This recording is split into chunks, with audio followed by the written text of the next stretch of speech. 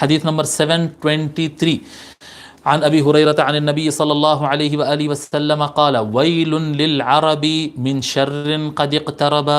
نبی اکرم صلی اللہ علیہ وآلہ وسلم فرماتے ہلاکت ہے عرب کے لیے، خطرناک دن آ رہے ہیں، ہلاکت ہے عرب کے لیے من شر قد اقترب، اس شر سے جو نہایت قریب آ چکا ہے.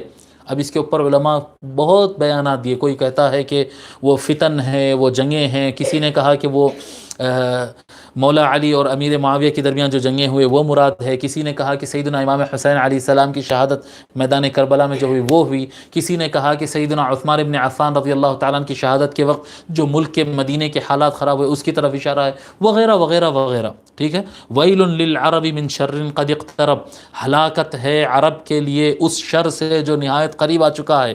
افلح من کف یدہ، کامیاب وہی انسان ہے جو لڑائی چھوڑ دیا، جو کامیاب وہی انسان ہے جو لڑائی چھوڑ دیا. آج تک یہ حدیث شریف یعنی اپنا اثر کر رہی ہے.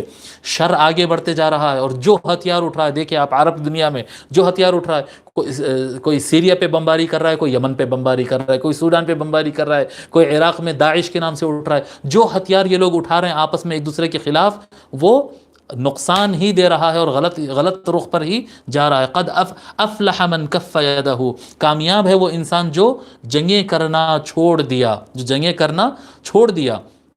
ہاں کسی کا ذہن مولا علی کی طرف نہ چلے جائے کہ مولا علی علیہ السلام بھی جنگ کی ہے. نہیں، مولا علی علیہ السلام تو حاکم برحق تھے، اٹھنے والی بغاوت کو روک رہے تھے. سامنے والوں نے جنگ شروع کیا تھا، مولا علی کی طرف سے نہیں تھا وہ.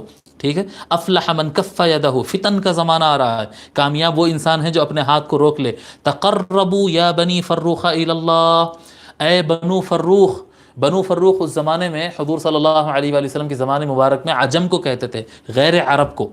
عرب کے علاوہ جو لوگ ہیں نا ان کو عجم بھی کہتے تھے، ان کو بنو فروخ بھی کہتے تھے. اس کے بہرحال ڈیٹیل ہے وہ لغت کی. بنو فروخ ان کو کہتے تھے. اے عجم لوگ تم آگے بڑھو.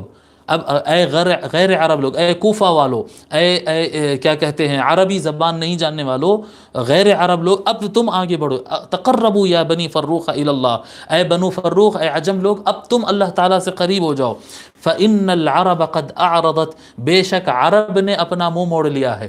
حضور صلی اللہ علیہ وآلہ وسلم اتنی محنت کرنے کے باوجود لوگ اسلام بہت کم تعداد میں قبول کیا. آپ تصور کریں نا، 4-5 ہزار آدمی سے زیادہ حضور صلی اللہ علیہ وسلم کے ہاتھ پر خوشی سے اسلام نہیں قبول کی. بس 4-5 ہزار آدمی قبول کیے. ان سے زیادہ پھر جو ہے وہ طاقت کی وجہ سے اسلام قبول کیے تھے.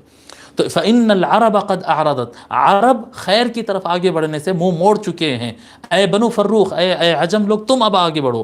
وإن منکم لرجالا لو كان العلم بالثريا لنالوا، کہ بے شک تمہارے درمیان وہ افراد ہے کہ اگر ثریا سٹار کے پاس بھی اگر علم رکھا ہو تو وہاں تک پہنچ کر اسے حاصل کر لیں گے. یعنی یہ نہیں ہے کہ عرب حضرات کے لیے یہ کیا کہتے ہیں مونوپولی ہے دین اسلام کے علم پر. نہیں، اب اے غیر عرب لوگ تم آگے بڑھو. اس کے بعد دیکھیے آپ ایران سے، افغانستان سے، ہندوستان سے، پھر مصر سے، کتنے علاقوں سے. یہ اس زمانے میں ان میں کوئی عرب نہیں تھا، لیکن ایسے بڑے بڑے چوٹی کے علماء، بخارا سے، سمرقند سے، جی مختلف علاقوں سے دنیا کے ایسے علماء نکلے ہیں جو دنیا بھر میں علم پھیلا دیے دنیا میں. مغرب، موریتانیہ، جزائر، لیبیا، کیسے علاقوں سے علماء اٹھے اور دنیا میں دین کو پھیلا دیے. اور عرب کی میجورٹی صرف جھگڑنے لڑنے میں رہ گئی تھی.